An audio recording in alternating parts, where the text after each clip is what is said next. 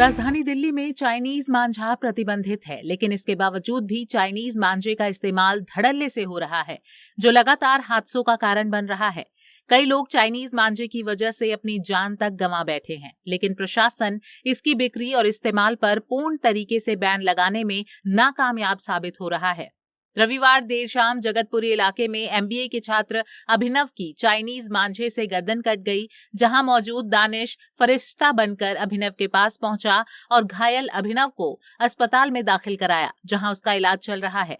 22 वर्षीय अभिनव रविवार देर शाम लक्ष्मी नगर से सुख विहार बाइक से जा रहा था।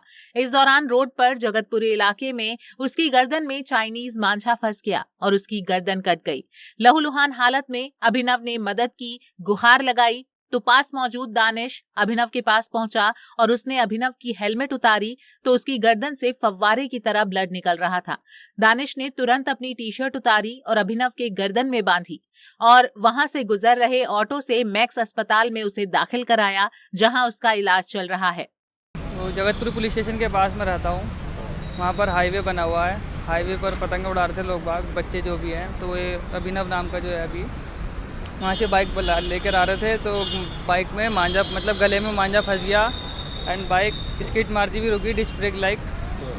और उसके बाद से वो चिल्ला रहा, मैं उसके पास गया, मैंने उसका हेलमेट उतारा, मांझा हटाया तो उसकी गर्दन काफ़ी सारी कट चुकी थी एंड खून जो था बिल्कुल फव्वारे की तरह निकल रहा था। एंड फिर मैंने वहाँ से सब कह रहे कपड़ा कपड़ा कपड़ा, मैंने देखा कोई कपड़ा देने को राज़ी नहीं। मैंने अपनी टी शर्ट उतारी, उसकी गर्दन पे लगाई, ऑटो में बिठाया। मैंने कहा पता नहीं कोई सवारी थी ऑटो में बैठी हुई, मैंने कहा भाई तुम मत जाओ मेरे को उसे बिठा दो। तो मैंने उसे बिठाया एंड सीधा हॉस्पिटल में लेकर आया हूँ। कौन से हॉस्पिटल में लेके आए हो? ये मैक्स हॉस्पिटल है, पटपड़गंज वाला।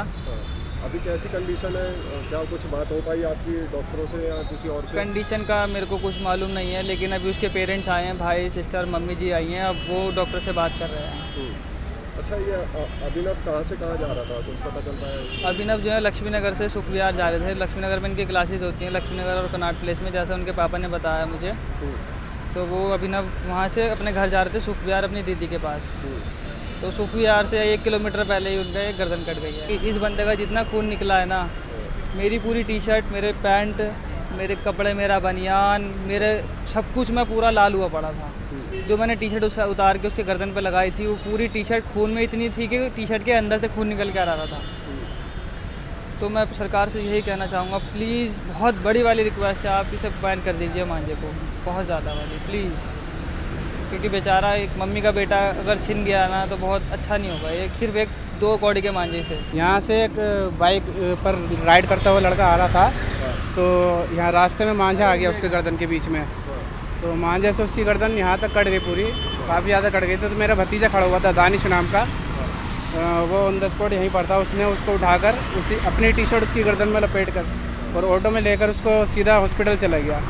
अभी उसने किसी पुलिस वाले का भी वेट नहीं किया था, क्योंकि बहुत ज़्यादा खून ब्लडिंग हो रही थी। आप देख सकते हैं यहाँ बाइक पर भी और सड़क पर भी खून पड़ा हुआ है।